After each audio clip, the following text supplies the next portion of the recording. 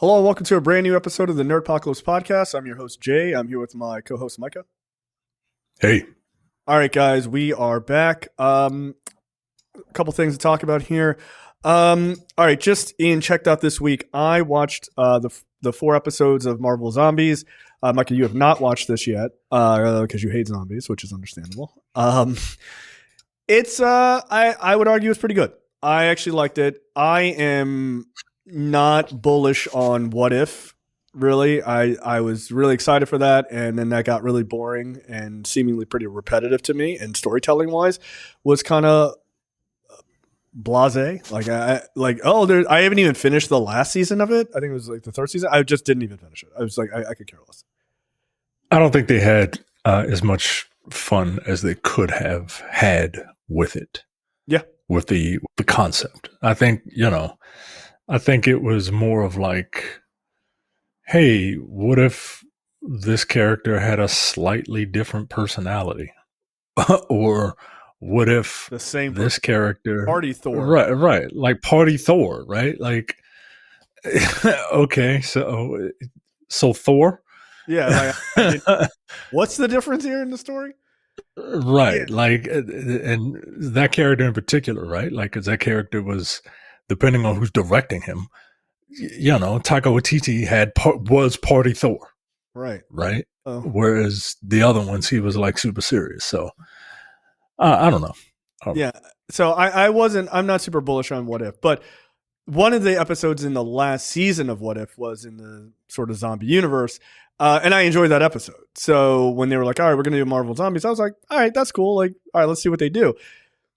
This is only 4 episodes, like I said, and it's exactly as long as it needs to be. Each episode is about 30 minutes, I guess.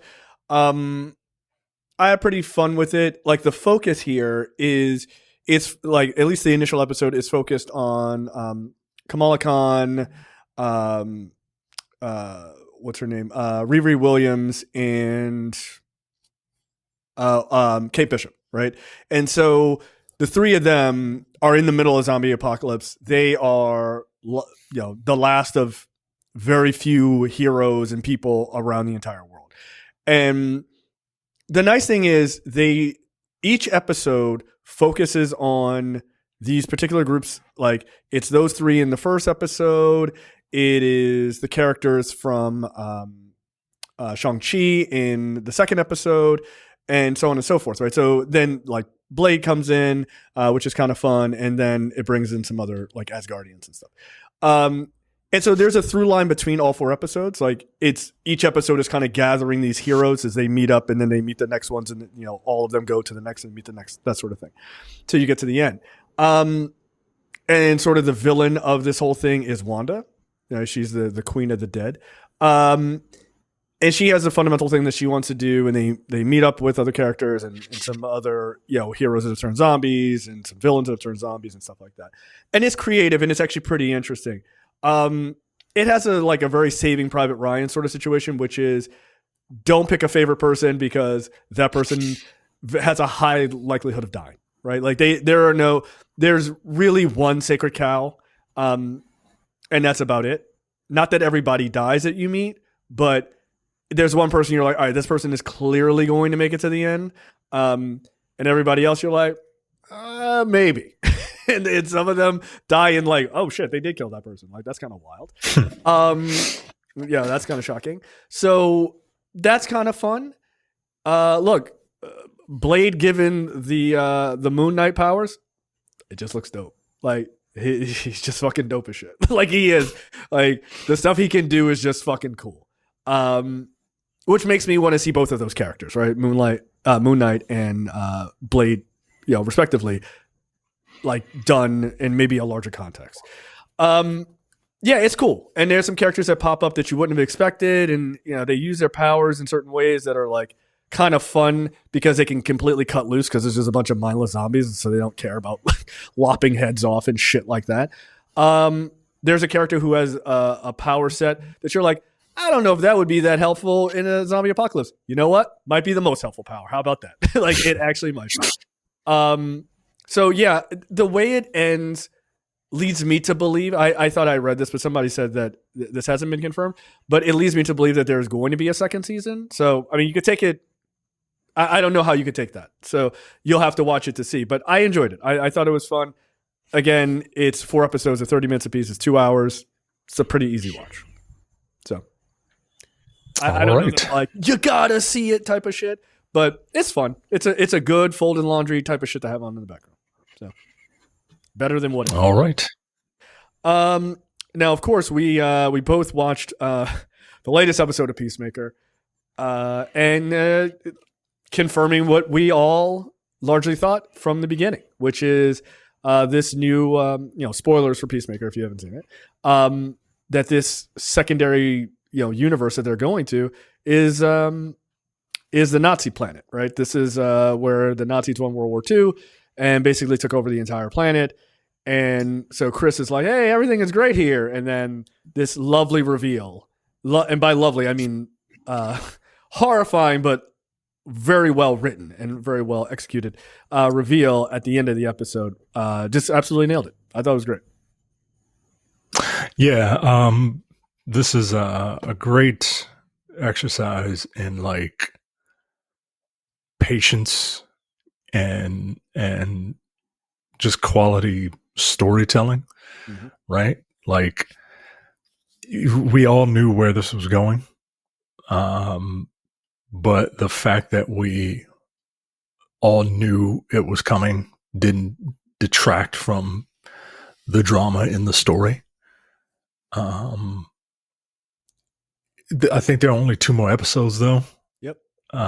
So I'm very curious to see like how they resolve this. Like I kind of wanted maybe one episode dedicated to them being in this world, and then the following episode figure out how to get out of it. Or I don't know. I'm very curious about alternate dimensions, especially when it's something as extreme as, one got out.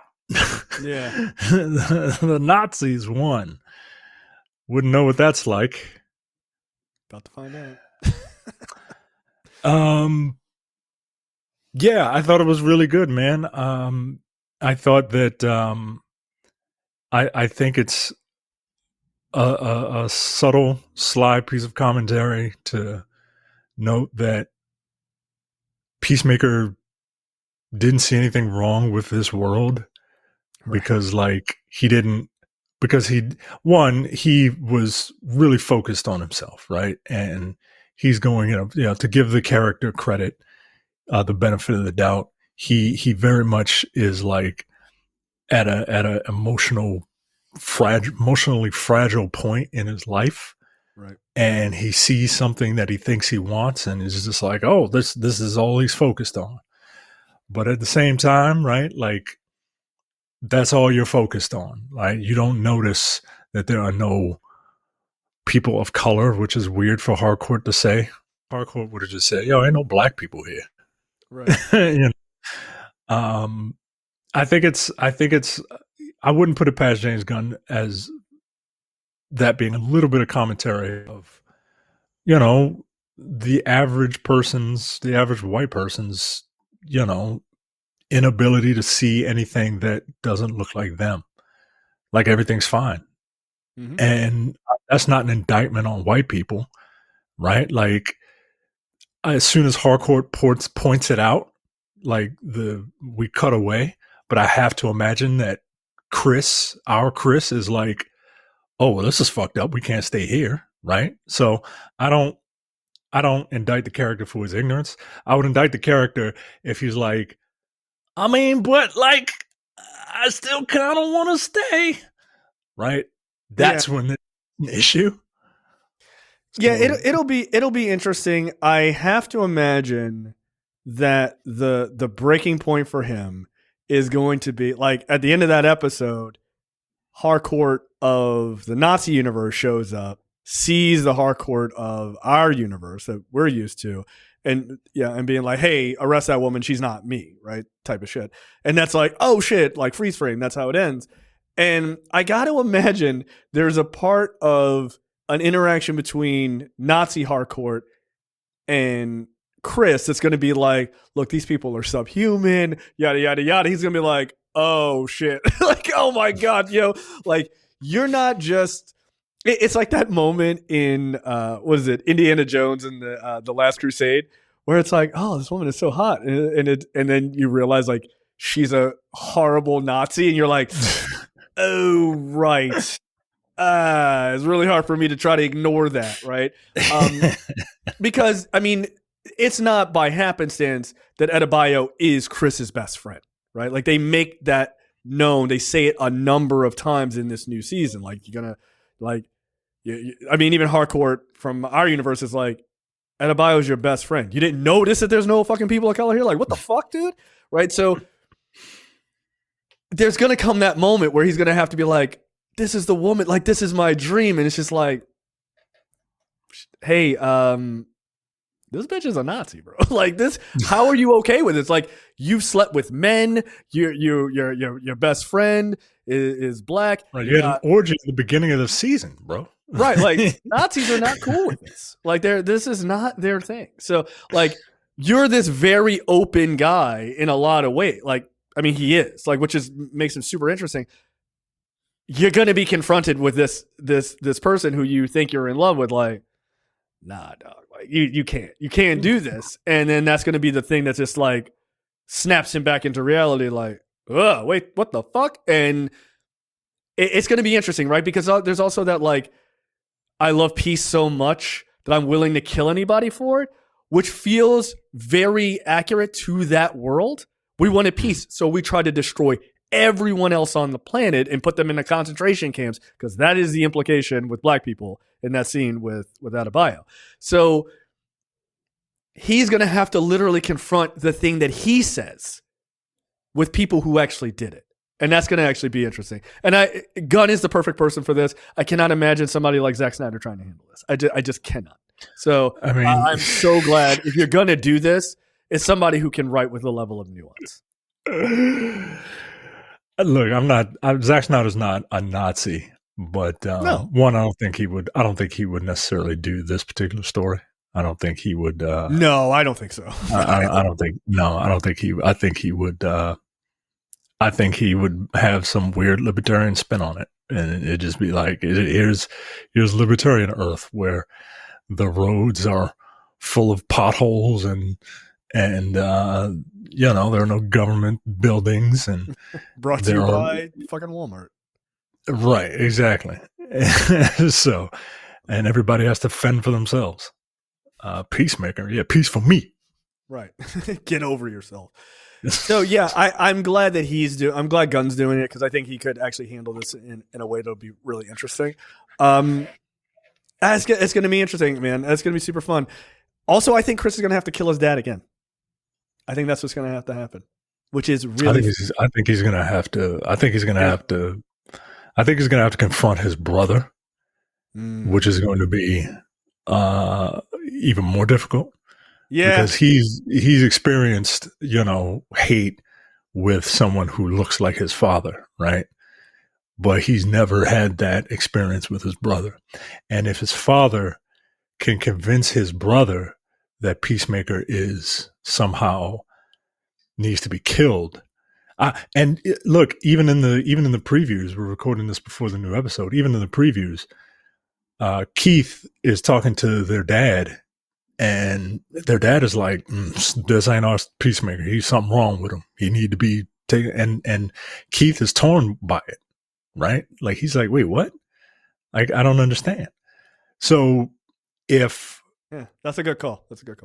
Yeah. So but that could all change if Keith finds out that Chris killed his Peacemaker. Right. So it'll be interesting. Look, by the way, and he could still be conflicted about it, right? Because it still looks like your brother. He sounds and operates like your brother. Yeah, it'll be interesting that family dynamic. I think the real drama is going to come with the brothers, and I kind of want Chris to get a win. This season has been very depressing right? Like this Oh, dude's yeah. been on an incredible like downward spiral. So I kind of want him to get a win, but we'll see. What do you think that win looks like? Do you think that's getting with Harcourt, or what do you think it is? No, I don't think it's getting with Harcourt. I think the one thing that I think him and Harcourt are not meant to be together. And I would not put them together. Either Harcourt. Because Chris is fucked up, and both Harcourts are fucked up in their own way, right? One is, our Harcourt is just like tremendously like insecure and violent, and the other Harcourt is a fucking Nazi. So that's it. That's a whole laundry list of things, right? Exactly. So I don't think Chris and Harcourt need to happen. I think him getting a win is some sort of reconciliation with Keith, some sort of coming together. I'm hoping that even if the truth comes out that Chris killed Earth X Peacemaker, that Keith will see that, like, well, maybe my dad's not, like, my dad wants to kill my brother now, and I don't know about that, right? Like, that doesn't seem cool. So I want some sort of reconciliation with the brothers, even if, I want the dad to come after Peacemaker and Keith to stop his dad from killing him, taking a mortal blow, and saying, hey man, like, we're brothers. Like, I love you, man. Like, I couldn't let him do that. And then, that'll be the impetus for Peacemaker to kill his, even more Nazi dad, I guess. Yeah. I mean, I could also see, I love that. Like, I think that's kind of fun. I could also see a situation where, and who knows what happens in this last episode. I could also see a situation where Rick Flag Jr. is brought more into prominence in this season, and that he's shown to actually be secretly working with, what is it, the Sons of Liberty or whatever that team is that the other Adrian mentions, right? This like resistance team. I could totally see him sort of working undercover for them, and it would be interesting to see if the brother ends up going along with them in the end, right? Finds out like, hey man, this is not the world. Like, your world is super fucked up. These people don't deserve this. Like, this is not how shit is in our world, blah, blah, blah. And that like kind of changes him fundamentally. And he ends up joining like kind of a resistance. And that's like, they leave them with this resistance kind of gaining a foothold into fighting back. Like, I could see that being kind of interesting. Also, it'd be really cool if like our world, Rick Flag Sr. meets up with Rick Flag Jr. from this world, right? And they have a reconciliation, because like, much like the show Task, which I will not give away because Mike has not seen the last episode, there is the dichotomy of that show, right? Is like the family dynamics of the thief guy and the family dynamics of Brandis, right? And like what's going on with his family. I think it could be interesting of like the family dynamic going on with Peacemaker and his brother and his father and all that other shit. And the dynamic and him being able to meet up with his brother who, has long been dead. And Rick Flag Sr. having a moment to meet up with his son in this other universe, right? Because that could actually be really interesting. And then maybe Rick Flag Sr. from our normal universe, it's like, let me just help you guys out. Here's a little package. It's a robot that really killed the shit out of Nazis in our universe. Why don't you go ahead and turn him on and go to work? And then like shut the door. And the last thing you hear is, that's what a Nazi would say, and gunfire. And I would be fine. Fade to black on that season. Would be great. And then like a post-credit scene of them showing him kill Nazis, because who doesn't want to see that? That would also. So the next episode is called Like a Keith in the Night. There you go. go. all of them have like puns. Like the previous episode that we're talking about is called Ignorance is Chris. Which is funny. Which is funny. So yeah, Like a Keith in the Night. So we'll probably get some. I'm very curious. I don't think Keith. I don't think Keith is going to be to immediately turn on his brother like his dad is going to turn on his son. I really don't think so.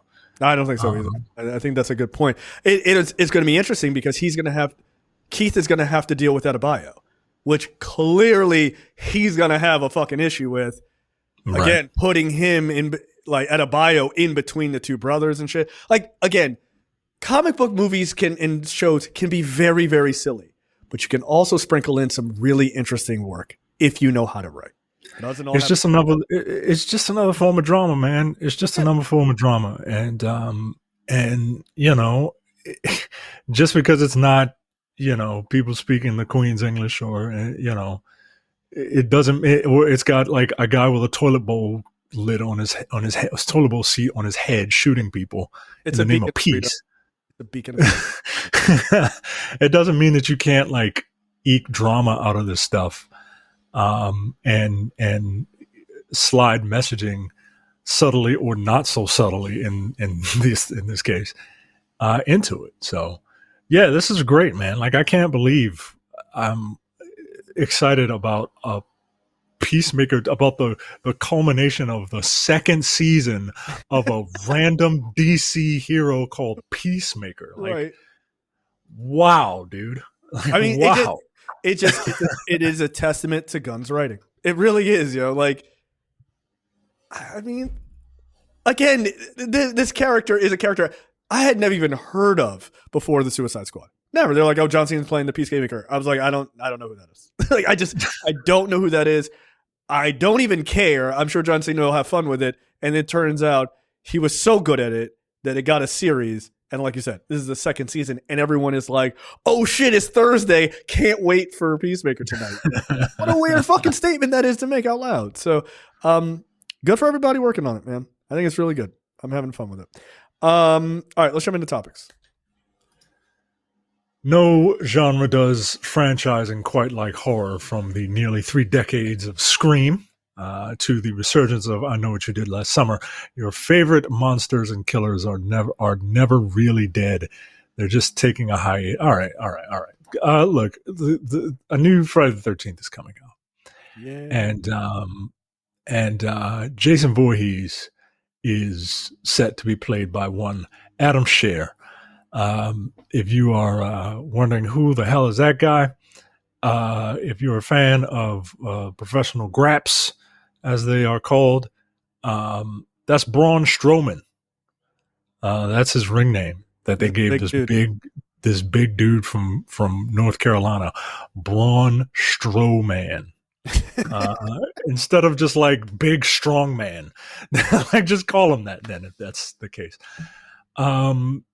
In support of Deathgasm 2 Gormageddon's world premiere at Fantastic Fest, Collider's Perry Nemiroff sat down to chat with the project's director, Jason Lee Howden, and 2 of its stars, Kimberly Crossman and Adam Scherr. For the latter, the blood-filled sequel serves as his latest venture into cinematic projects, having previously performed under the moniker of Braun Strowman in WWE, now gaining wider notoriety as actor Adam Scherr. As an actor, Adam Scherr says he has plans not only to continue his Hollywood takeover, all right, Collider, okay, but is incredibly hopeful he'll be the next actor to play Jason Voorhees and wreak havoc on unsuspecting teens. After being asked which iconic horror franchise he'd like to be a part of, Scherr didn't hesitate by quickly responding, Friday the 13th, Jason. That's what Braun Strowman sounds like, Jack. Adding he would gladly shave the beard off to play the character. So look, man. Okay. I don't know if you ever seen a picture of Braun Strowman. I have. He's a fucking huge individual. Yeah, he's a big dude. He can move a little bit. He can, he don't have to talk, which is good. And he's got a little bit of personality. So hopefully he can kind of translate that into a mime-like performance. Kane Hodder was Jason Voorhees for a very, very, very long time. Look, Friday fans, they love their Jason Voorhees actors. So we'll see how what becomes of this. But I wouldn't mind him playing a character that don't talk. This dude is 6'8".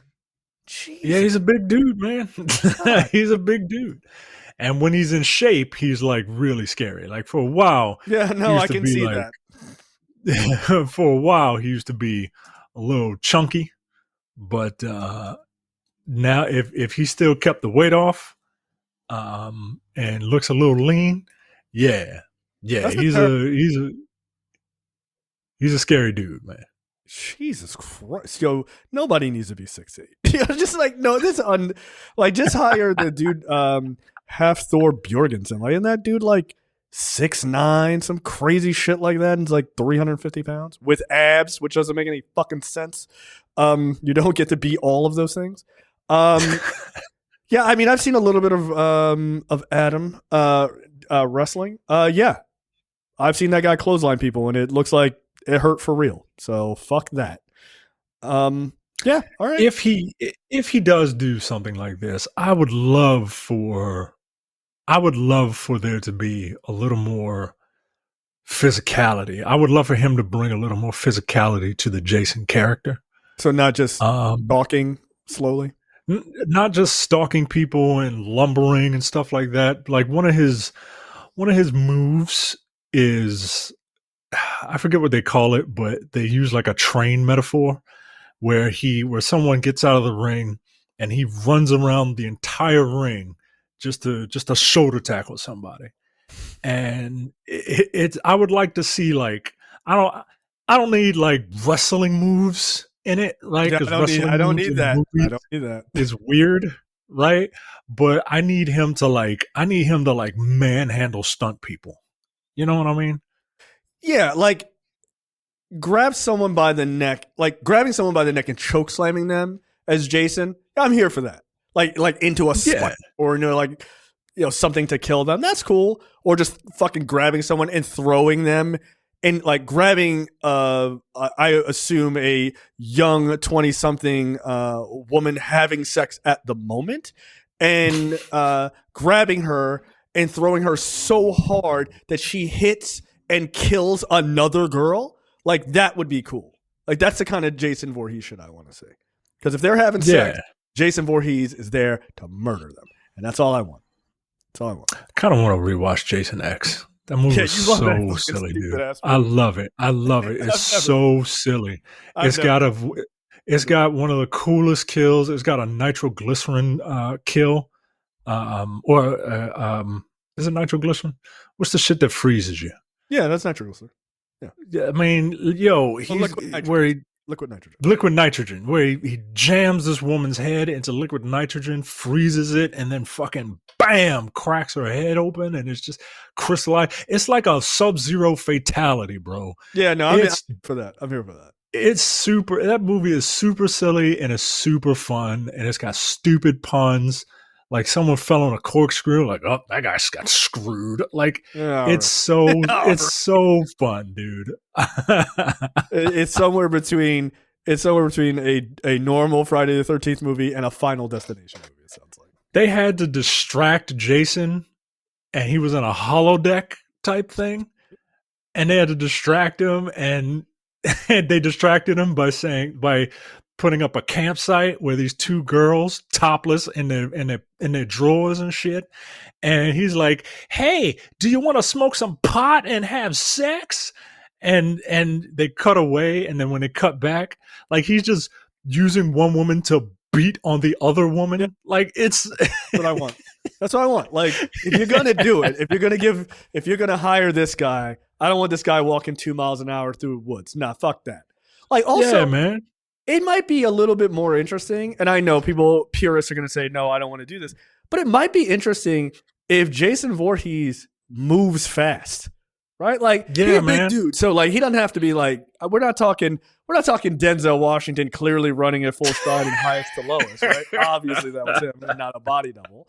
I'm not saying like that. Like I don't need him to be like, hey, everybody, I'm coming, but Like, if he can move a little bit faster, he's way more terrifying. Like, I mean, look at what it did. It revitalized the zombie genre. Fast-moving zombies. Like, quite literally. Yeah, because it's super scary seeing a fucking undead zombie sprinting at you. So you see Jason, one, he's got the machete, right? Okay, like, oh shit, but like I can outrun Jason. No, you can't. And then it's like, oh shit. There's a fucking freight train coming. Like, if that dude even starts a light jog, you're in a world of trouble, right? You can gas out at some point, or obviously conveniently trip over something and snap your ankle in half, tearing your ACL. And then he's gonna fuck you up. And I'm here for that. Like, if you're gonna do it, don't hire this guy to lumber around. Like you said, more physicality. That makes total sense to me. And this guy is a really terrifying individual. People should not exist this size. Like, they just shouldn't. I don't know what him and I are not a part of the same species is what I've learned by looking at these images. That's impossible. Absolutely not. All right, cool. If he's in talks, I would enjoy watching a Friday the 13th movie with this big ass motherfucker in it. Next up, if you thought G.I. Robot would have a field day here while watching this week's episode of Peacemaker, you weren't the only one. In the aptly titled Ignorance is Chris, we finally learned exactly what is off about the seemingly perfect ultimate dimension. The Nazis won. This episode includes with Adebayo discovering the terrifying truth when someone else was running, hauling ass, running for her life. Ass is the body part I would have focused on, but that's just me. Anyway, she probably didn't knock herself out. Yeah, I was like, girl. All right, TR. The episode concludes with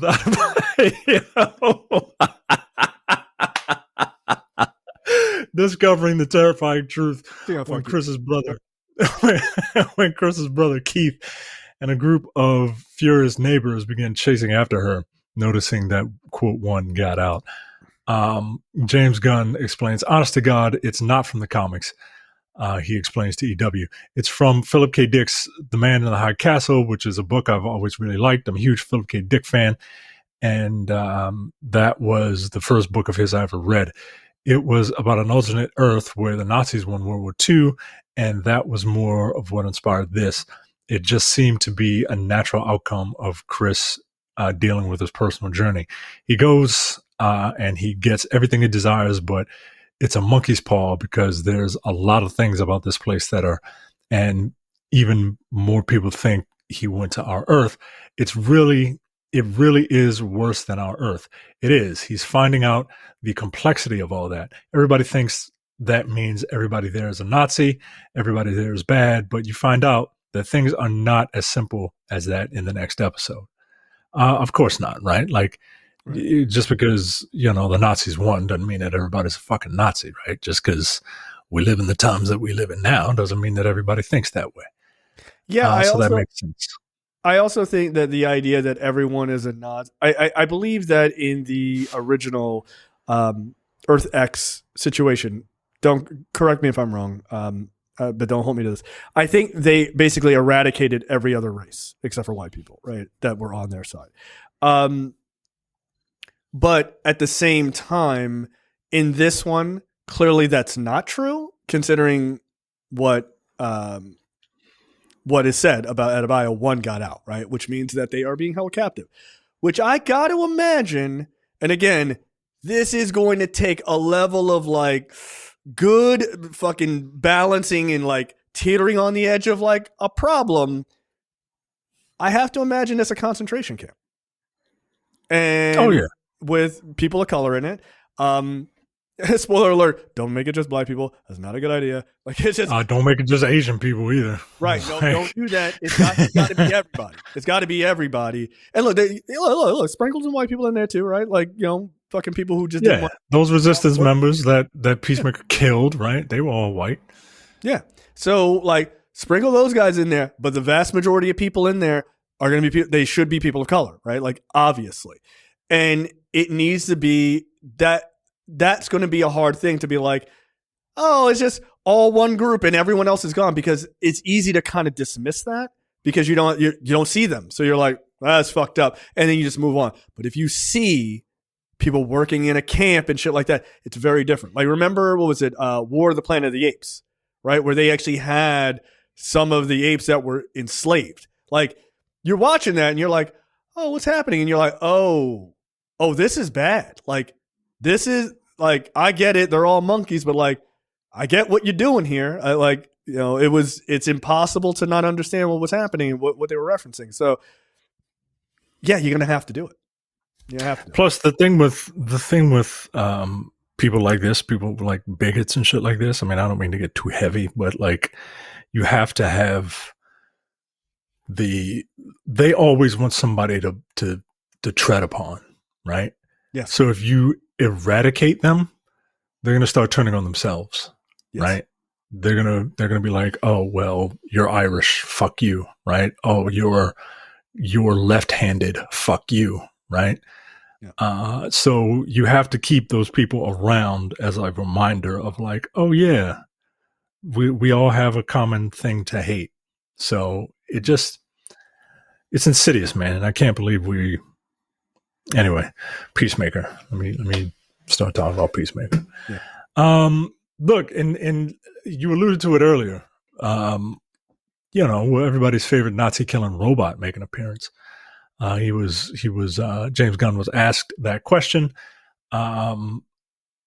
His answer is, quote, the answer to that question, which this is going to be all anybody talks about from this interview, is yes, but not necessarily when you think you're going to see him, Gunn replied. So not necessarily in Peacemaker season 2. So for now, it seems Chris and his friends will have to face what's ahead without any superpowered backup.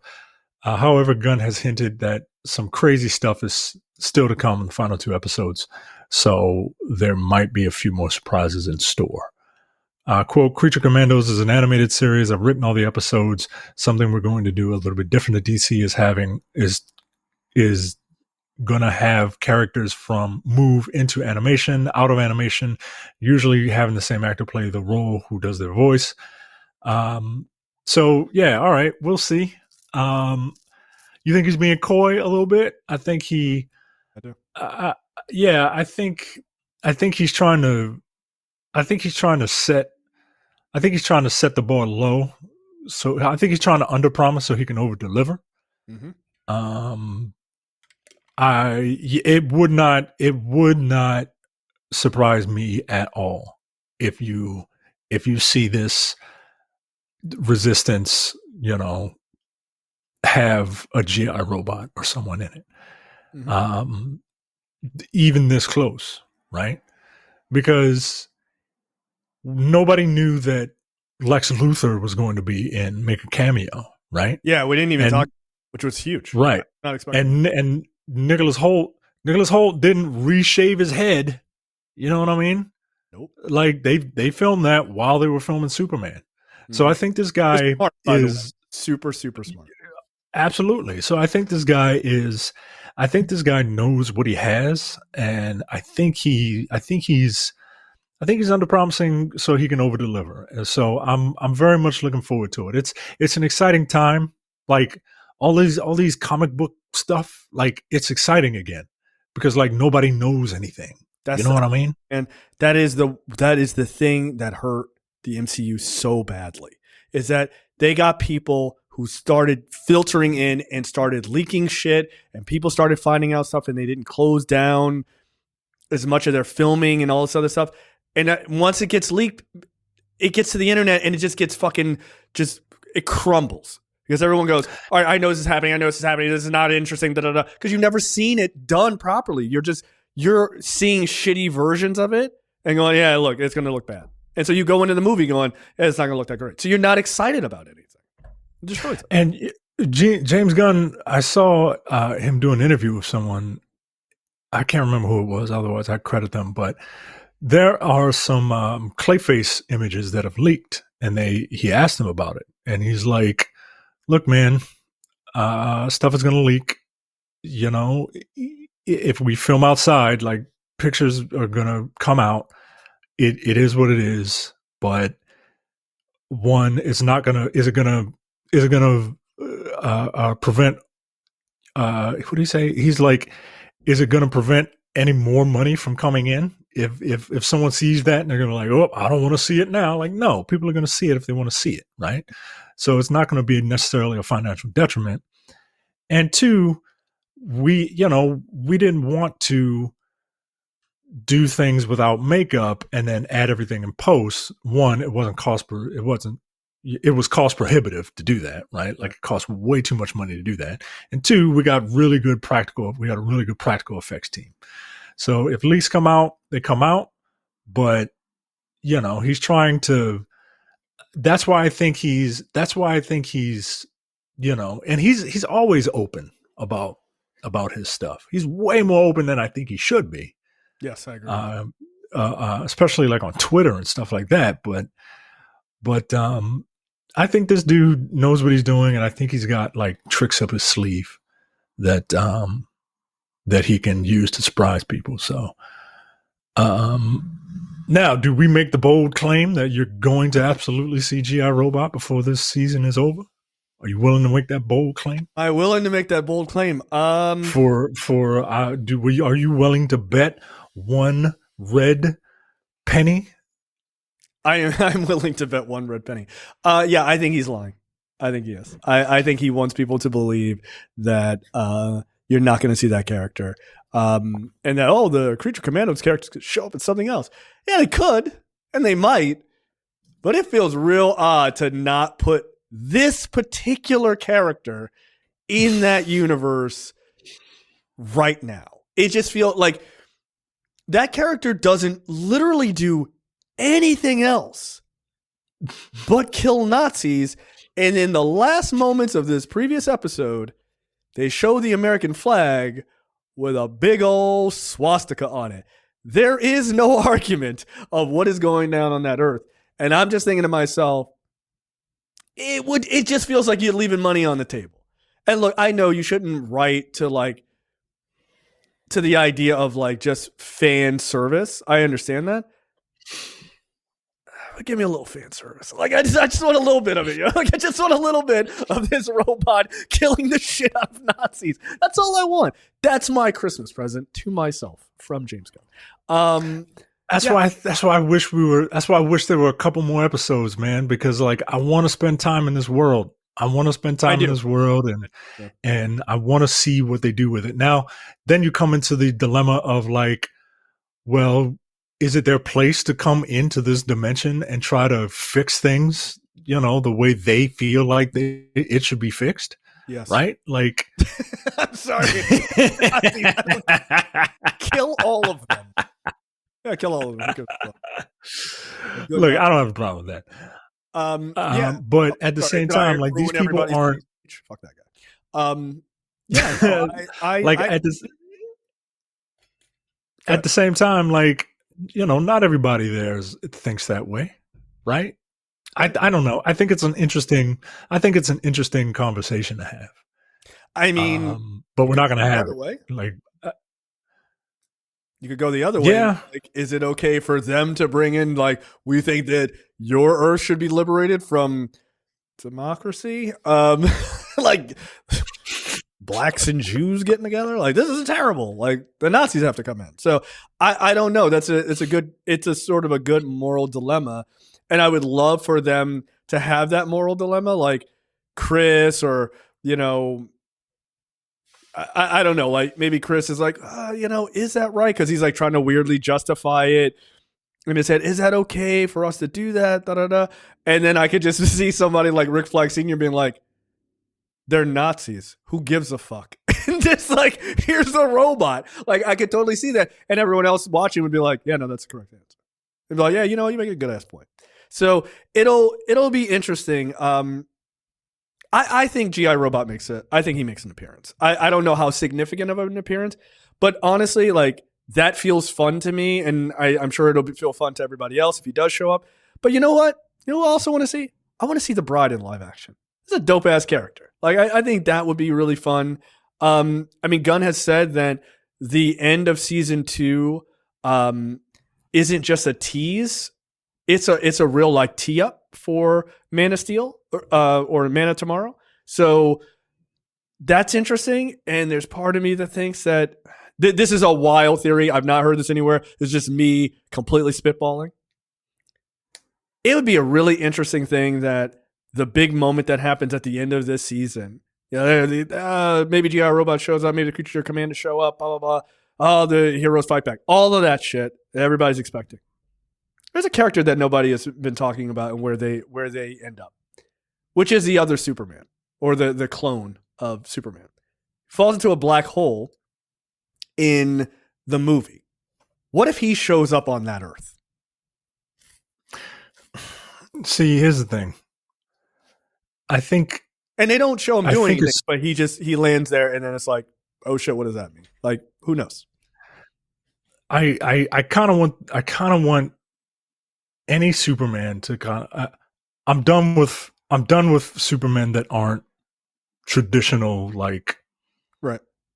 The traditional Superman. I need the traditional Superman for a while, because I think, they could have like, Uberman or whatever the hell his name is called in Ultraman.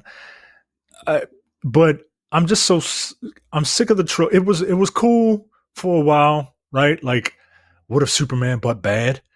Right. But everybody's got a version of that now. Sure. Right. Like the boys, Homelander and Omni-Man are the two that pop into mind. There's a video game series about what if Superman just kind of like snapped when the Joker killed Lois, and he was just like, fuck this, I'm an authoritarian now.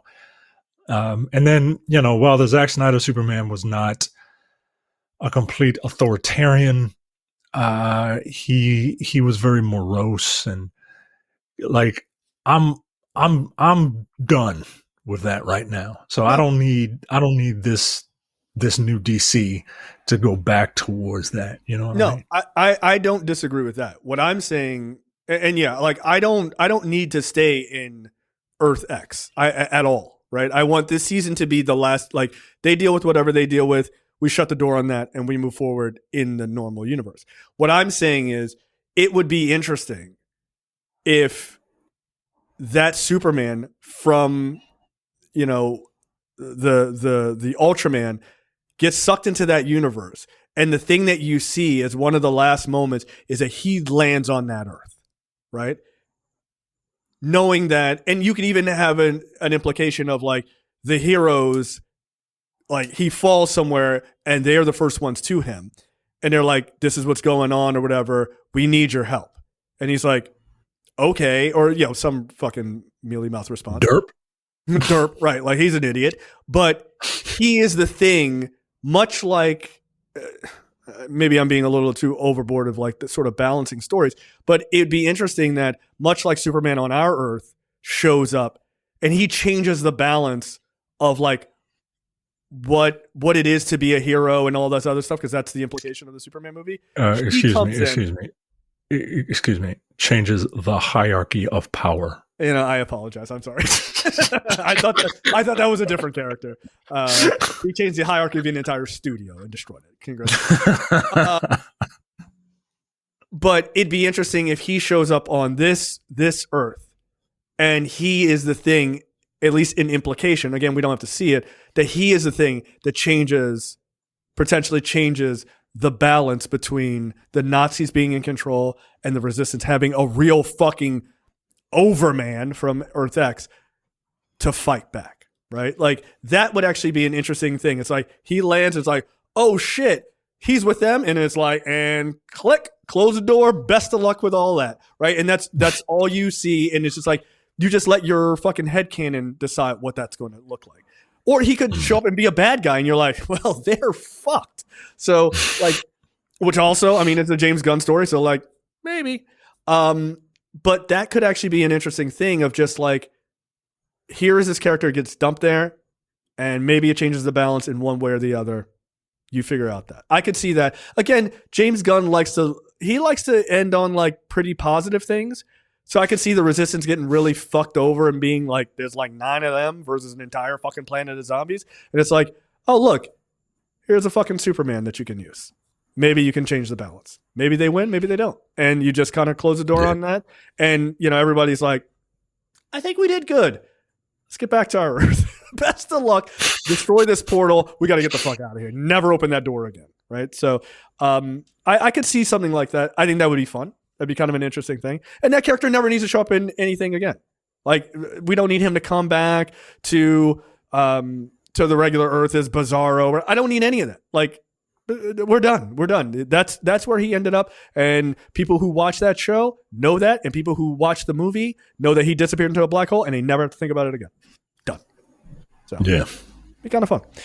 And by the way, that's a hell of a second cameo too, because then you get your actual, quote unquote Superman cameo in Peacemaker, which would be kind of fun. All right, next up. Why are they doing this? I thought you were talking about your story. Yeah, they're making another Simpsons movie. Why? I don't know. I guess people still watch The Simpsons, right? It's still on. That's not. People don't really watch that show anymore. Do they? I mean, I don't know what people watch. I'm not a young person anymore, right? Like, young people watch The Simpsons. I don't know. I don't know. 20 years after the release of the original, a new Simpsons movie is coming to theaters, July 23rd, 2027. That's kind of all we know at the moment. But 20th Century Fox announced that the news with a poster on social media, which you can see here.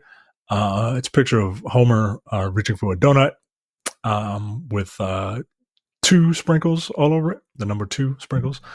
The Simpsons movie was released on July 27th, 2007, and told the story of the family's hometown of Springfield being covered in a dome. It was a major hit, grossing over $500 million worldwide, which immediately had people talking about a sequel. But as you can tell, producers and creators took their time instead concentrating on continuing the long-running television series. The series has been running since '89 and just began its 37th season. The year 2027 would put it close to its 40th. And you have to wonder if this movie is going to be the end, culmination of, by then, well over 800 episodes of television. We don't know, but you'd have to assume there's a reason why the movie's coming out on the 20th anniversary of the original film, besides just the symmetry of it. Yeah, look, man, if the Simpsons movie is the thing that would cap off the series as a whole, right? You do like 8 seasons in a movie, whereas this is 37 seasons in a movie, or 40 seasons in a movie, or whatever. I think that would be fine. I would be more than happy, letting The Simpsons have one more movie and then just kind of get out of there. Do they even sound the same? Yeah, they do. Because they do, because I know you can keep your voices, they age along with you, but at some point, you can't hold it. You know what I mean? I mean, I think they largely sound the same. I mean, it's the same actors. I mean, you want to talk about getting paid. I mean, Jesus Christ. They don't have nothing. They don't have nothing to worry about. Never again. I don't even remember the first Simpsons movie. That's how long ago it's been. You said it's about a dome. I literally do not remember the plot to that movie. I remember that, but I only remember it because I just read it, and I remember Spider Pig, where Homer was singing Spider Ham, whatever. Spider Ham is the actual character. Spider Pig is what they said in The Simpsons. Oh, okay. Yes, you're correct. That's right. Yes, he's on. Yes. He's on the ceiling. So, all right. I mean, I'd rather have a sequel to the game, the arcade beat 'em up, which was awesome. Yeah. Okay. 40 seasons in a movie. Sure. I don't want to say we don't need this because that's an obnoxious thing to say. Because people are still watching the show for some reason. I didn't know that. Okay. Bring back Tracy Ullman. I don't know what to say to this story. Like, it shows it over fucking 40 seasons. Jesus Christ. Is this the longest running? I mean, it's definitely the longest running animated show, like, certainly. But, like, is this, like, the longest running show? What the fuck show has been I on? guess. I mean, the woman who plays Marge Simpson is 75 years old, bro. Jesus Christ. What?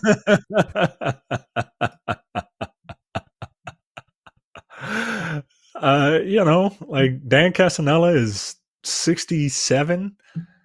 Nancy Cartwright plays Bart, 67.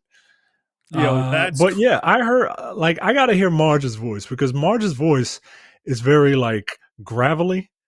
Right. And I don't know if, I'm curious if Julie Kavner can still do that voice. But yeah, man. The longest running show is The Simpsons currently. And it ain't even close. The second one, so 856 episodes as of right now. Gunsmoke was 20 years, and so again, The Simpsons is long outpaced that. That was 635 episodes.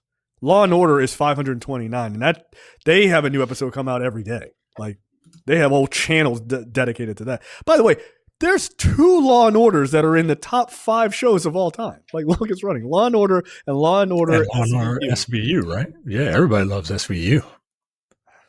I don't. Which one is but that? The guy who plays Ned Flanders, Mr. Burns, Dr. Hibbert, Waylon Smithers, Principal Skinner, and Reverend Lovejoy is 81. Yeah, you got to be done soon. That guy goes, like, you're fucked. That's like 87% of the cast. Like, no, come on. That's like all your tertiary characters. Yo. Like, you can't.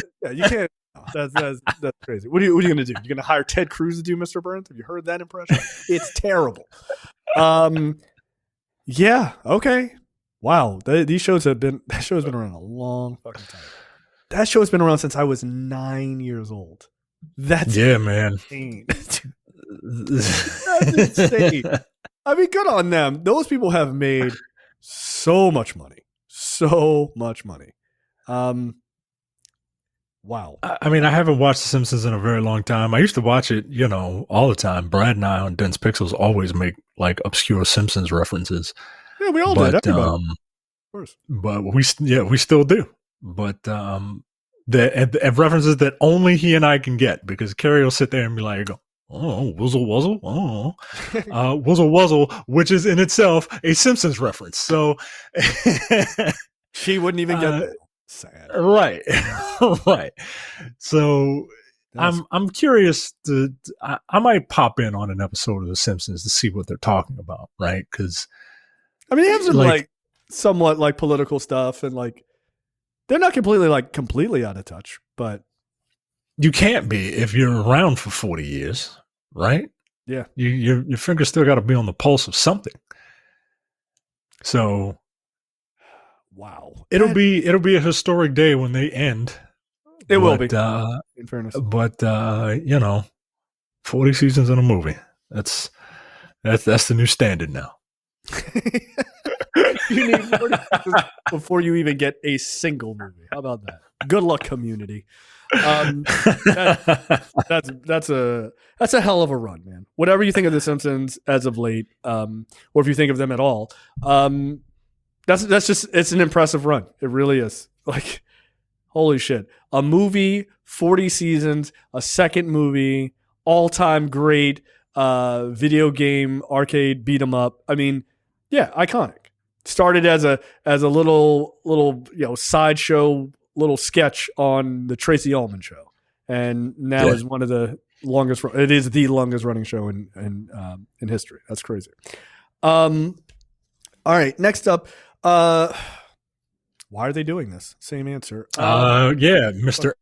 AI, Mr. You love AI. Yeah, no, I love this. This is great. This is awesome. SAG-AFTRA slams creation of AI actress Tilly Norwood. They named her, bro. They named it. Yeah. They named it. Hey, don't start calling robots clankers, because if you do, an anti robot slur resistance will rise, and then you'll be defending them. You're gonna end up on the other side of this. Look, so apparently this one actor decided to create Tilly Norwood, who is an AI actress, and put out images, and of course Hollywood was like, the fuck is this bullshit? And the creator, what is her name? Ellen Vander Velden says, I see AI not as a replacement for people, but as a new tool, a new paintbrush, just as animation, puppetry, or CGI open fresh possibilities without taking away from live acting. AI offers other ways to imagine and build stories. I'm an actor myself, and nothing, certainly not an AI character, can take away the craft or joy of human performance. And a lot of actors were like, this is fucking horseshit. And they're also referring to these AI actors as synthetic performers, which that just sounds funny to me. That just sounds like a dildo with a voice to me. I have a question, and I do think it is a relevant question. I don't agree with it, but I just want to put this out there. What is the difference between these AI characters and CGI characters that human beings interact with? Like and I don't mean motion capture. I mean full CGI characters that human beings interact with in movies. Like your Roger Rabbit. The difference is they are characters. Whereas this AI is replicating a human being an actor. Am I correct in that assumption? Yes. I mean, Tilly Norwood is the actress who could be playing, I don't know, Laura Croft, let's say. Yeah. Right. So they're not, this is someone trying to dupe people in thinking that they are an actual human being. And it's not a character in a story. So theoretically, you would be able to book Tilly Norwood for work and then pay whoever is programming Tilly Norwood. Right. And it's just weird to me. And look, it's probably not something you should say, right? Like, a lot of people do weird things, and there are people in positions of power that want them destroyed because of it. But this is not a human being, so I don't necessarily feel that bad about it. Wow. All right. Like, Tilly Norwood is also, it very much will make actors. It belittles actors, right? Actors are a brand in and of themselves, right? Like when actors get paid $20 million, like, yeah, that $20 million is theirs, but then they have to distribute that to their stylists, their agents, their, barbers, their everything about them. They themselves are a business. Right. And now but they are their own little corporation, I guess. Right. Now a corporation is trying to make their own little corporation so that other corporations can pay the little corporation to feed the big corporation. Corporations aren't good. Agreed. I mean, it just is, I don't know, man. And Tilly Norwood is a product. And if you start like saying stuff like that out loud, I think that would translate to people seeing actors as nothing more than a product. They already do. I was going to say, people think you can talk to people any old kind of way because they got money, so therefore they shouldn't have problems or feelings or emotions. And here you're creating an actor with no feeling, no emotion, because they're not real. It's just odd. Like, AI is cool, but it's not that cool, man. I think there are aspects to AI. My my interest in AI has always been in sort of from the research perspective. I always think that's fucking interesting because you can take so many different studies and fucking all this information and have it touch all of those things and being like, hey, these are some patterns that you may want to notice. Where a human being can't, I just don't have the time to read 75 studies and put together all this stuff. Like a computer can work much faster in that regard, right? Errors, being what they are. This type of shit I'm not a fan of. I'm not a fan of trying to replace human beings at a fundamental level. That's fucking insanity. I think there is a really weird argument that this isn't a big deal and we should just deal with it. I don't like that idea. I don't like that idea because like it breeds some really fucking weirdo shit to me. And not to be too crass and to put too fine a point on it, I see how it's starting to it's going to be weird. I see how it's starting to affect porn, right? Like you go to porn sites and they're just like, there's an AI porn, just click here or whatever. They'll do whatever you want and they all look like this. I was like, women don't look like that. Like they don't all women don't look like that. Women don't look like that. And you shouldn't treat women like that. Right. You shouldn't treat people like that. And it's just like, I don't want that. Look, spoiler alert about me personally. I don't really like violent pornography. They'll hold her down. I don't actually enjoy that. Like, I don't like that. That's weird. Like, if that's your kink, that's cool. Not to kink shame you, although kink shaming is my kink, so leave me alone. I don't like that, and I don't like this idea of dehumanizing people. Like, it just really bothers the shit out of me. And this feels the same way, right? If you can just we can shit on Tilly Norwood's performance because it's not a real person. Well, then that starts to then trickle into other people who aren't synthetic performers, right? I think there is a place for certain things, much like this person saying, like there is a place for like CGI and things like that. Obviously, people can't fly without, airplanes and shit. So we can make people levitate and all that other shit. That's cool, whatever. But that's not fundamentally replacing human beings.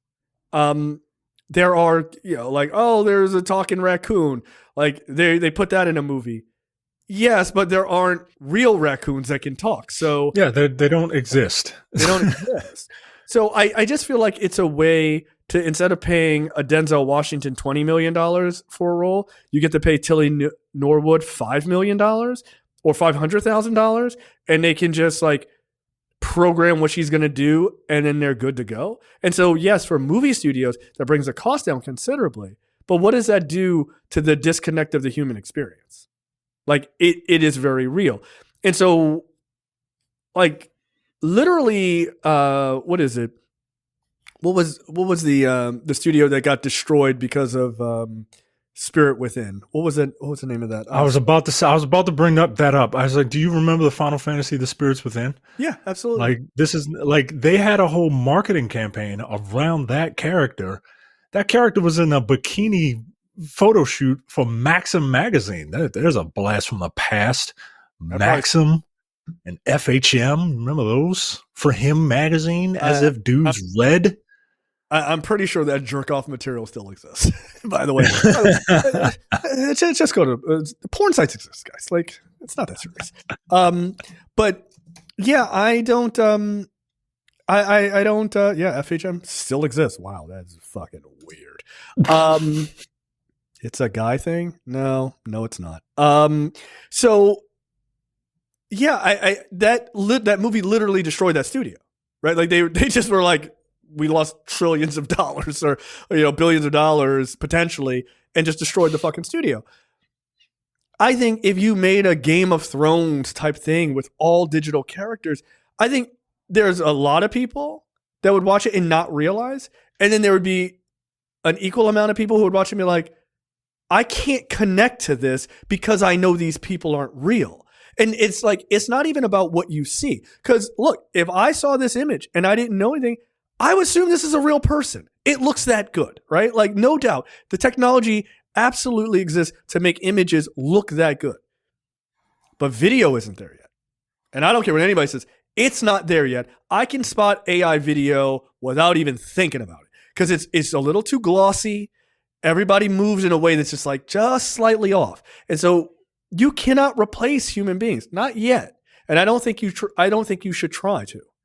I think it could be a fun thing if you're using it as a tool of if you're using it for storyboarding, I think that's kind of cool. Like if you're like, all right, I'm going to storyboard this movie. This is what Thor's going to do. This is what Captain America's going to do. Da da da da. And you want to use that as a director or something, or as a writer to storyboard and this is what we're going to do. That's cool. Where a studio can go, oh, cool. I get what you're ultimately trying to come up against, right? Because I think pretty famously, Gunn, we're talking about James Gunn a lot. He does a lot of storyboarding, right? And I think that's why he can kind of put his vision out there, and people go, all right, I'm on board with this, right? It's not just random thoughts in his head.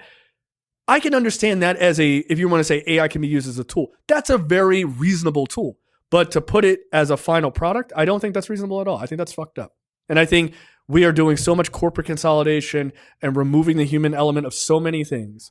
I think people are becoming way too accustomed to that. And I think you are going to deeply, deeply regret it. I'm not a fan of that at all. Yeah. Get ready because it's going to happen, man. You're going to get another Final Fantasy Spirits Within, and the technology has only gotten better and it's only gotten cheaper. And that movie cost $137 million to make. In what year? In 2001, which is the equivalent of $221 million in 2024. That's a marvel. So, yeah, bro. So look, it's coming, man. It's coming. It's going to happen. And the problem is people are not necessarily a problem, but the problem is that if you get this stuff in the hands of artists, James Cameron does something like this. If James Cameron gets interested in this shit, it's over. Yeah, it's over. It's over. We don't even have it on the list, but I saw the trailer for the latest Avatar movie. I'm not going to watch it. I don't give a shit about those movies anymore. But it looked fantastic. You do forget. You're oh, that's right. These people are not real. So yeah, it's a little scary. I would think Cameron wouldn't do that only from the perspective of he is deeply rooted in loving of movies. I mean, he's obviously his movie is heavily CGI, but they're still real actors, right? They're still doing motion capture, and they're not. The Na'vi aren't pretending to be human beings, right? They aren't creating this character that we're talking about, and the character who was the main character in Final Fantasy Spirits Within. Their goal was to create a digital actor that can be in multiple movies playing multiple roles, right? It wasn't the idea of hey, this is a one-off or hey, this is this character and this character in a sequel. No, this is Tilly Norwood as Sansa Stark, or Tilly Norwood as Jean Grey, and Tilly Norwood as, whomever. Yeah. And that's quite literally stealing a job. Yeah, they took the meme has become true. I'm not a fan of that. I'm not a fan of that. If you want to have a one-off character, again, there's CGI characters in all sorts of movies that we watch. We talk about them all the time. That's one thing. This is a whole different story. You're absolutely right about that. That difference, I think, matters quite a bit. And I think maybe if people start to think of it in that regard, I think you may have, if you're on the fence, you may have a different take on that. Look, I'll just quickly do this story. Donald Trump came out in one of his dumb fever dreams. It was I'm doing 100% tariffs on foreign movies. No fucking details on this whatsoever. He is just saying shit. His brain is just a Swiss cheese syphilis infused garbage pile. And so none of this makes any sense. Nobody knows what he's talking about. Apparently the Chamber of Commerce in Canada is kind of freaking out because they're what does that mean? Does that mean that they're going to pull movies from Canada because Canada gets a lot of American films because they give out tons of incentives to get American companies to come there to film. And that would hurt both economies, right? Donald Trump said in one quote, Like, oh, the terrible governor of California has let this happen. That these foreign movies are ruining Hollywood or whatever. It's like, but you're putting a tariff that charges American companies more money. Okay, so we're pretending you don't know what a tariff is still? Cool, great, grand. I mean, it will literally kill the movie business, right? Because it'll kill the movie business in this country. Let's say for some strange reason that movies must be made here if they are to be distributed here, right? Not even just foreign films that are made over there and then come here. Like if movies have to be made here in America, then you can't. The states won't offer incentives, right? They have no reason because they won't need to. Right. They have no reason to offer incentives unless they're competing against each other. Yeah, they would have to compete against each other. That's true. They would have to compete against each other. I don't think it would be. I don't think it would be very competitive. Like having a movie shot in your area is a fucking pain in the ass, right? Like it's a logistic hassle. So there won't be incentives. And like we said, like we were talking about the other day, if a gas station over here agrees to keep their prices one way, and the gas station across the street is like, yeah, I'm not going to lower mine. Let's just keep it the same, right? There's not going to be any competition. Exactly. So you're not going to get movies. You're not going to get the movies. The cost of the movie is going to go up, which means the ticket prices are going to go up, which means people are not going to want to pay for those. Yep. Which means movie business, no one will be for movies. So piracy goes up, and movie theaters make less money, and studios make less money. I mean, it's weird that a guy that people thought was a great businessman, even though he's bankrupted multiple businesses, including 2 casinos, isn't very good at business. Hey, you know what's really a thing that people should learn to do? And I've had to learn to do it, as rare as it is. I've also had to learn to do this. I don't care for it. Makes me feel gross, but I have learned to do this. Sometimes it's okay to say, I was wrong. Okay? You could just say that. You could just say, I was wrong. This guy's a fucking idiot. I was wrong. And by extension, I was being a fucking idiot, right? Like, it's okay to say that. This guy doesn't know anything about business. He doesn't. Tariffs are charged to the other countries. No one agrees with you. And it's not an opinion. Okay, this is how fucking finance works. It's not an opinion. He has convinced people that tariffs work in the exact opposite of the way they actually work. And people go, oh, I mean, that's just your opinion that it works that way. I mean, but that's the point. But that's the point. It's just to muddy the waters. He doesn't give a fuck. It's just to muddy the waters. Right. Oh, he hates California and he hates Democrats and he hates Gavin Newsom so much that he's doing this to save it? No, he's doing it to hurt. He wants to save the film industry? Like he's doing it to hurt them. Man. Like, what the fuck? What planet are we living on? Like, it's just insanity to me. Maybe it's Earth X. Maybe that's, oh shit, here's the flag, the reveal, right? Like, it is insane to me that this guy is literally like, I have to destroy the film industry to save it. How about we don't do that? But it doesn't make any sense. Tariffs are used for goods, tangible goods. Like, it doesn't really work when you're like, all right, we're gonna how does that work? We film some of the movie in the United States. Some of it is filmed in London, let's say. What happens? We have actors that are American born and we have actors that are foreign born. Is that part of the tariff? Because part of the product is from a foreign country. Like, what is the logic here? Do those actors have to get a temporary address in America so that they count as a part of the American experience of making this movie? Like, what is the logic? You know why no one's ever done it? Because it doesn't make any fucking sense. It doesn't make any fucking sense. You could make a bad argument, but you can make an argument of like, well, if you got incentives to come to this foreign country, we're gonna tax you on those incentives, right? So then, like, maybe that's the thing to get you not to take those incentives to go overseas. Like, maybe that's it. But again, why don't I just tell you to go fuck yourself?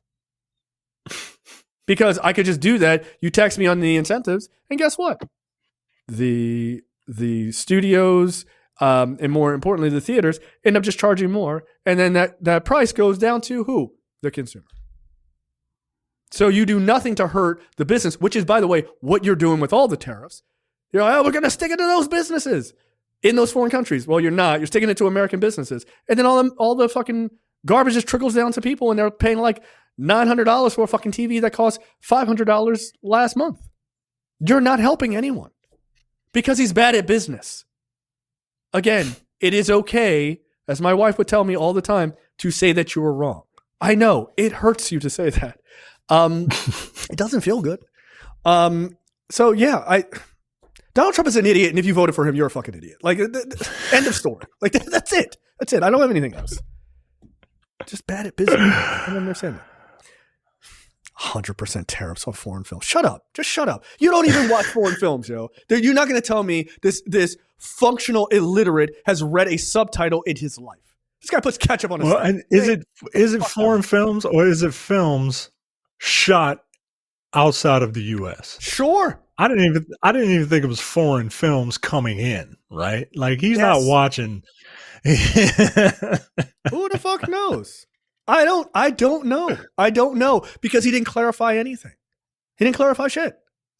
So I mean, if he's talking about saving California's film industry, I assume his focus is on people taking these projects and taking them overseas to film. I'm sorry. Would you like Lord of the Rings to be fucking done in Detroit or Philly? The fuck are we doing these movies? All right. This nigga's an idiot. This nigga's an idiot, and if you voted for him, you're a fucking idiot too. Thank you for your attention on this matter. A 16-year-old teenager spent $2,350 on growth therapy sessions over 6 months, but lost the 1.4 centimeters that he had gained in just 2 weeks after quitting therapy. Wait, what surgery? What's the surgery? Is it the leg surgery? Limb lengthening surgery is a painful and extreme way of adding an inch or two to one's height, but those unwilling to go under the knife and hammer for a more imposing stature can opt for a so-called non-invasive growth therapy, which basically involves various stretches, exercises, and can allegedly unlock a person's growth potential. This is not one teenager. This is not. That doesn't work. That doesn't work. I've looked into it. That doesn't work. Get the fuck out of here. Get out of here, yo. Why do people do this? One teenager convinced his family to spend about $16,700 real money bucks, which equate to $2,350 on growth therapy sessions over a period of 6 months. But he was ultimately disappointed because the 1.4 centimeters he gained during that period of time vanished soon after the therapy stopped. That's a half an That's a half an inch. Well, you could literally put shoes on that will raise it. Right? Like, Mickey won't be happy about it, but like, just get shoes with lifts in them. Why the fuck? You're stretching. You're doing like penis enlargement surgery on your legs. Like, this is crazy talk. Like, don't do that. The boy's father told the local paper that the teen's height had increased from 165 centimeters to 166.4 centimeters in 6 months, but that extra 1.4 centimeters went away in the 2 weeks after the growth therapy. He was 160 centimeters tall? 165 centimeters tall, which is what? 5.4 feet. 5.4 feet. Okay. And little guy. Oh. but they complained to the clinic that offered the treatment and were told that the boy was too old and that therapy was no longer effective. Oh, the family did get a full refund though. Well, that's good. That's good. Where is this taking place? All right, like besides my hometown, no, this is China. They got a lot of little people over there. It's 100% China. Yeah, it's 100% China. Yeah, this is ridiculous. I mean, I could have also said Mexico. That would not have been crazy. But I feel like Mexicans are like, I'm not. Everybody is 5 feet over here. Why the fuck am I paying for this? Yeah, I feel like Mexicans are a little more secure than I don't give random Chinese boys. I've not seen a lot of leg lengthening surgery stories from over here. It's like, yo, bro, the women are short and the dudes are short. You're good. Like, as long as you're taller than whoever you're trying to be with, I guess. No, you're good. Don't even worry about it. Yeah, I guess. Hey, man, don't count them tall women out. Yeah, you never know. They might like a short king. Yeah. This is the fact that he was like, his body was like a rubber band, just like snapped back into place. Like, nope. It's funny to me. What do you think of? All right, you doing this? You doing this? You surgery? I'm 5'9". Yeah, you doing leg lengthening? I'm not 4'9". You don't want an extra 6 inches? You don't want to be me and Terrence's height? Yo, look us in the eye for a change. We're all sitting down. It's fine. I don't need this. No, as an ambassador to my people, don't do this. One, tall people die. We're gonna live longer. The short shall inherit the earth. That's in the Bible. No, this is crazy. I see people who do the hardcore one where they like fucking snap your legs like little twigs and then they fucking stretch your shit out. No, man. No. That's crazy. That's no. Ugh, God, dude. Why? Look, yo, just look. If you're sad that you're short, and look, if you're 5'4", this guy's like 5'5", by the way. If you're upset that you're 5'5", well, you got a couple of options. One, move to an area that's got other short people. Live like a giant. Okay, like move to. You're in China. You're already there. Okay, fine. Move to Japan. You're already there. Like, what the fuck? Everybody there is short. You're fine. Two, go to the gym, right? Like, oh, I can't get taller. Just get bigger, my nigga. Like, I don't know. Get wide. Get wide. Like, look at that little guy. Yeah, but I can't fit through a doorway. Like, well, what's happening now, right?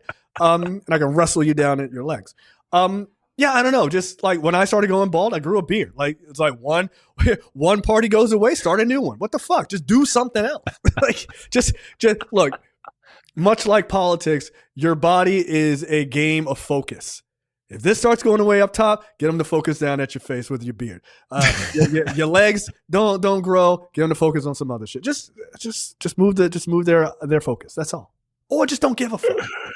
Oh, you're 5'5". Yeah. It is what it is. It is what it is. It is what it is, man. Yeah, I'm not. I would never get surgery to change something like fundamental, like height.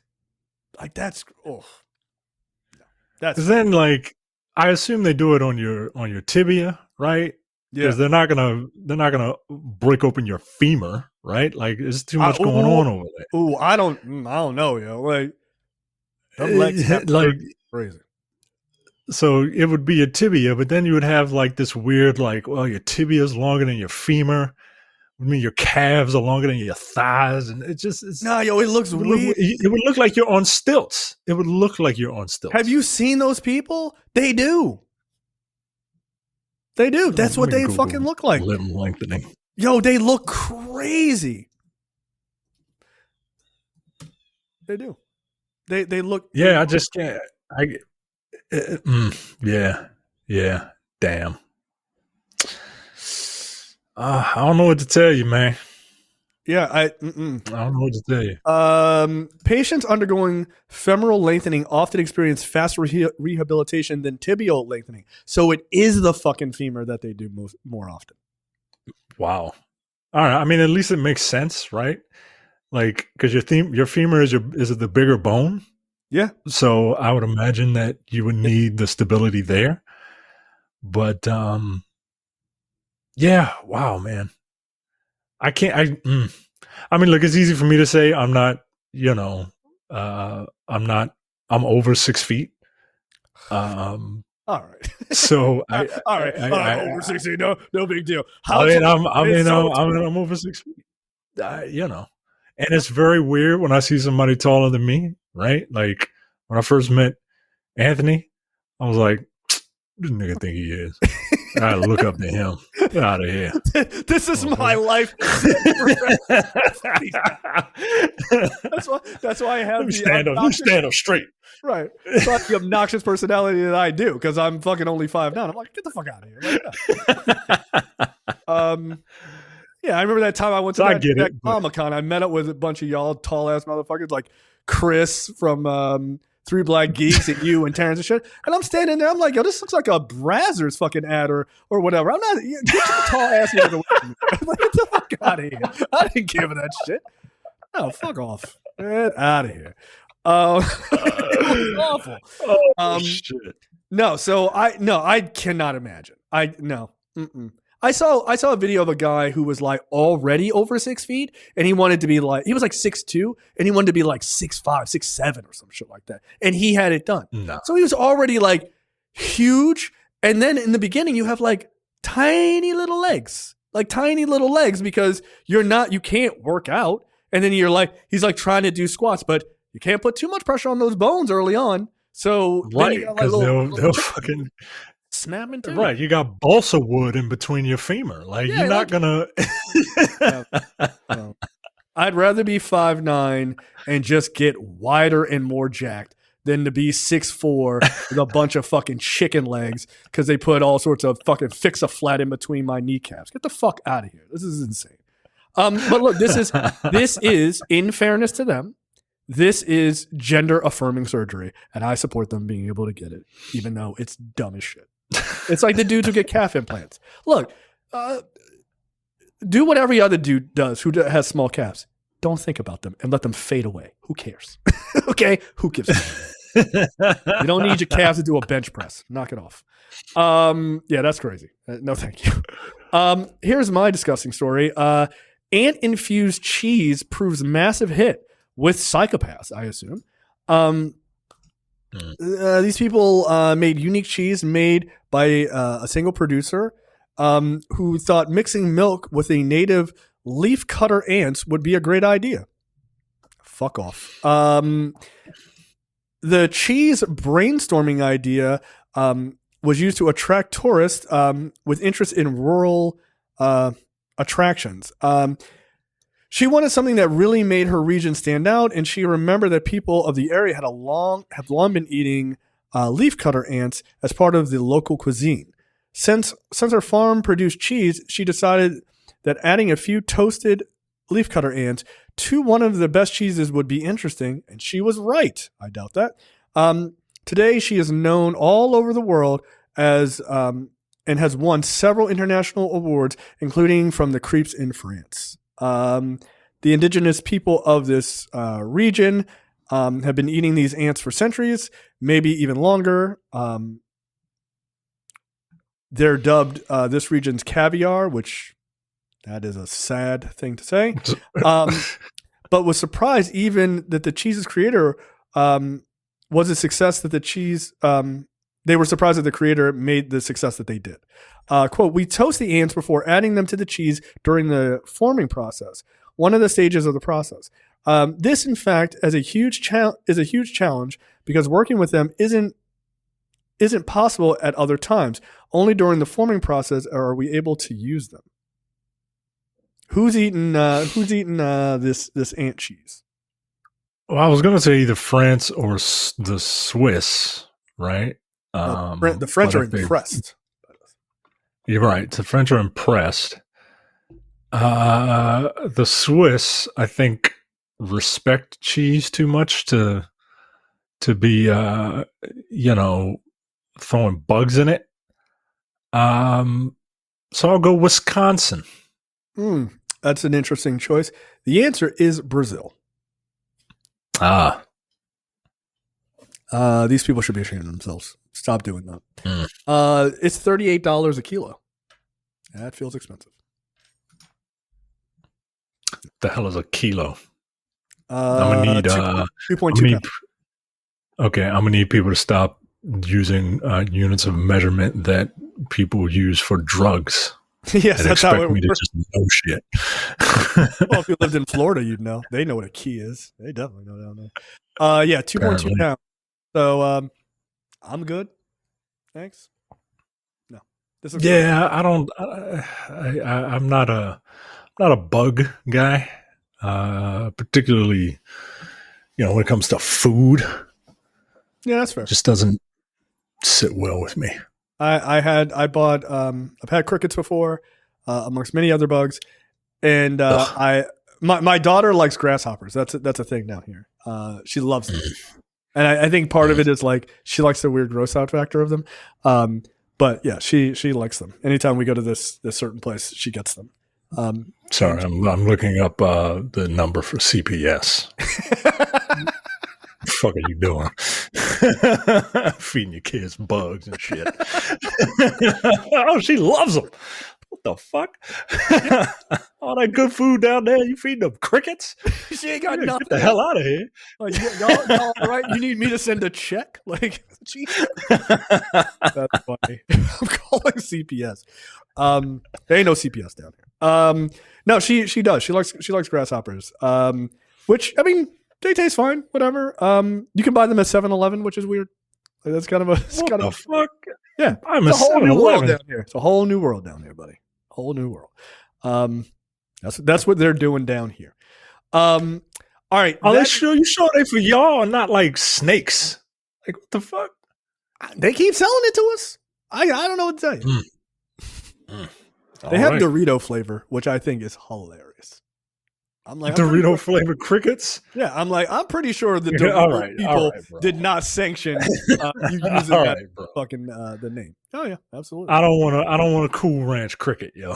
Get out of here. It's all the rage. It's all the rage. The world is an interesting place. Is what? Oh shit. All right, that is it for us for this week. It's not on the docket, but there is a trailer for Zootopia 2 out there. Okay, that's cool. I can't wait to see it. I love the first one. Your son has not seen that show, right? Oh, he's seen Zootopia. Yeah, my wife and I are still battling to see which one of us is going to take him to see it because we both want to see it, but we can't both go at the same time because one's got to watch the other one. So right, we'll see. Whatever. We'll see. I can't wait because I really enjoyed the first one. I thought it was great. That's what I'm saying. Yeah, we're trying to figure out which one of us gets the privilege of seeing it. I told you, my son is a movie. He's the best movie buddy. He'll get there. He'll be quiet. He's quiet when he's quiet, and he laughs when he's supposed to. And it's not obnoxious. Whereas the other one, he ain't ready for that. I don't like taking him out the house. Nah, he's like, I'm not there yet. I don't know if I'll ever be there. I'm more of my mother's son when it comes to the movies. Yeah, very much so. Which is hilarious. All right, that is it for us. We will see you guys next week for another episode. See you. Bye.